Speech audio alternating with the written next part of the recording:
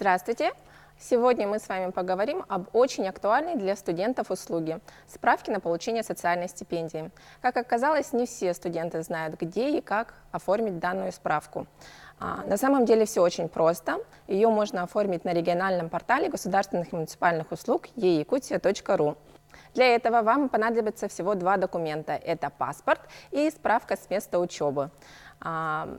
Услуга находится на главной странице портала, либо же вы можете воспользоваться поисковой системой. Для оформления услуги необходимо заполнить все поля в форме заявки и прикрепить электронные образы вышеуказанных документов. Это не обязательно должны быть сканированные копии документов. Это могут быть просто качественные, хорошо читаемые фотографии на телефон. Оформление услуги занимает примерно 10 дней.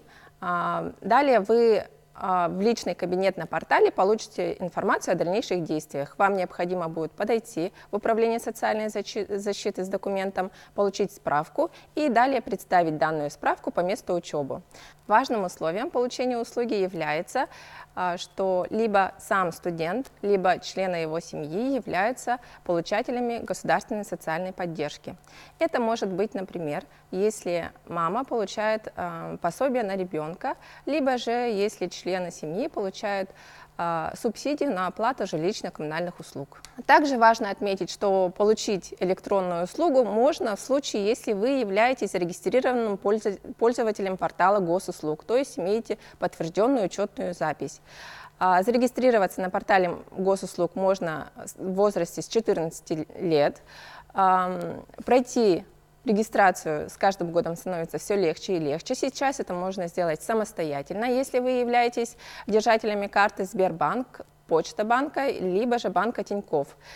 Либо вы можете обратиться за помощью в удостоверяющий центр, в центр обслуживания. Полный перечень центров обслуживания вы можете найти на портале госуслуг в соответствующем разделе.